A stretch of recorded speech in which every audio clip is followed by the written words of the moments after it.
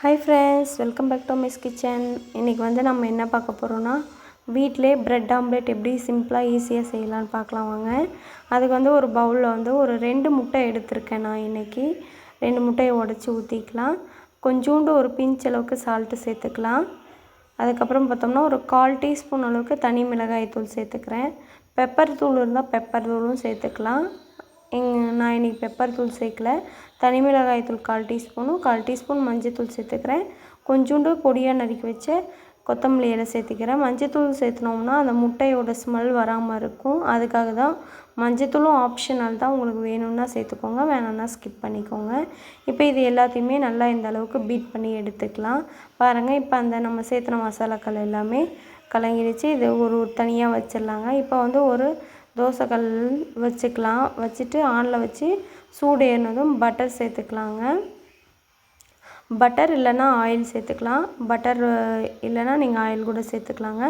சேர்த்துட்டு இப்போ வந்து நம்ம கலக்கி வச்சுருக்கோம் இல்லைங்களா, அந்த எக்கை வந்து சேர்த்துக்கலாம். இப்போ வந்து நம்ம வந்து அடுப்பு வந்து சிம்மில் வச்சிடணும்.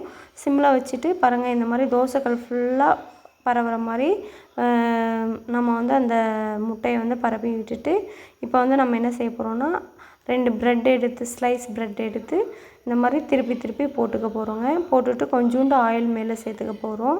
இப்போ வந்து சிம்மில் வச்சு தாங்க அதை நல்லா வேக விடணும். பாருங்கள், அடியில எல்லாம் நல்லா வெந்துருச்சு. அதை விட்டு வரும் இல்லைங்களா, அது நமக்கு தெரியும். இந்த ஸ்டேஜில் வந்து நம்ம வந்து இந்த மாதிரி திருப்பி விட்டுக்கலாங்க. திருப்பி விட்டு இப்போ வந்து ப்ரெட்டை வந்து நம்ம வந்து திருப்பி போட்டுக்கலாங்க. திருப்பி போட்டு அந்த பக்கமும் வேகிற மாதிரி ஒரு 5 மினிட்ஸ் அதுவும் சிம்மிலையே வேகட்டும். ஏன்னா அப்போ தான் நல்லா வேகும்.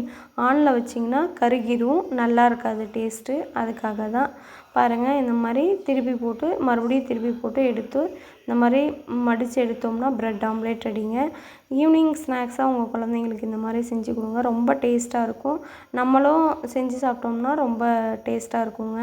வேறு எதுவும் ஸ்நாக்ஸ் நம்ம வெளியில் வாங்கணுன்னு அவசியம் இல்லை. சிம்பிளாக ப்ரெட்டும் எக்கும் இருந்தால் போதும். தேங்க்யூ. தேங்க்ஸ் ஃபார் வாட்சிங்.